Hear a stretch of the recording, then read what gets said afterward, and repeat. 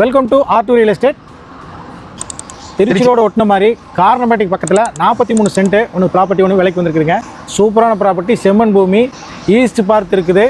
Industrial பர்பஸுக்கு பக்காவாக use ஆகும். வீடு கட்டுறதுக்கு ஆகாதுங்க, இண்டஸ்ட்ரியல் பர்பஸுக்கு மட்டும்தான் யூஸ் ஆகும். சுற்றி பார்த்தீங்கன்னா இந்த சைடு ஒரு மில் இருக்குது, இந்த சைடு ஒரு மில் இருக்குது.